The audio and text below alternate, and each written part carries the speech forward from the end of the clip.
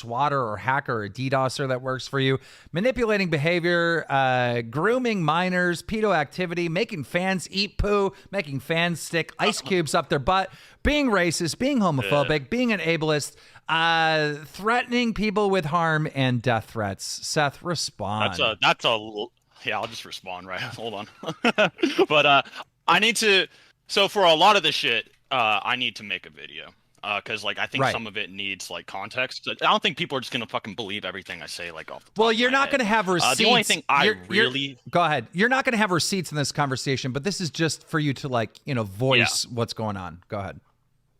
And I think like that was a lot to take in. You just mentioned like fucking 12 crimes against humanity I just committed. So like we kind of have to go over like one by one, and what we all think about it. But I think the only one that really bugs me is like the pedophile thing. Like I think like being a fucking asshole or a liar or whatever is like it's like character defamation a little bit, but it's like most people think I'm a fucking asshole anyway, so I don't know. Like I never like tried to like I wasn't, you know what I mean? So that kind of stuff doesn't really bother me. And like our community, I mean, you just listen to two of them on the the stream, Right? like they are insane, you know what I mean? It's not just me, like it's the whole fucking community. I'm just the most popular one, right? You know what I mean? And if anything, I'm a little bit more reserved than they are now because I don't. That's why I was like, yeah, maybe even though Aeroflame's on my side, maybe don't get Aeroflame and Noodles in here because they're not professionals, right? They're not doing this for like a business sense, really. They're just from that community and they just kind of represent it like in a raw form. Nothing's going to be discussed. But I'll just say this. I don't know if you guys can share this around a little bit, but this doc is just of the pedophile doc is just old news. Like Six and Swag can attest to this too. This is not new. Like this is something that was brought up like a year, 2 years ago.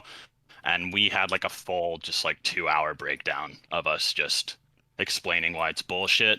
Yeah, A can I lot say of it, something about this real quick? yeah. Yeah, because this is relevant to me. This is something that I'm pretty sure, like Seth said, that Six also knew about. I was like kind of vaguely aware of it, and Seth talked to me about it. How long ago was this, Seth?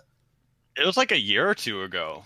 I feel Yeah, it was like. something like 2021. that, and I was just like, oh, 2021. okay. So I don't So think that this. when is, you say, he was just like, this isn't real. So I let was me like, ask okay, a I believe question. you. When you say it's bullshit, what do you mean by Yeah. that? Like, were you engaging and like flirting with like a 16-year-old when you were like 20? Is that true or not?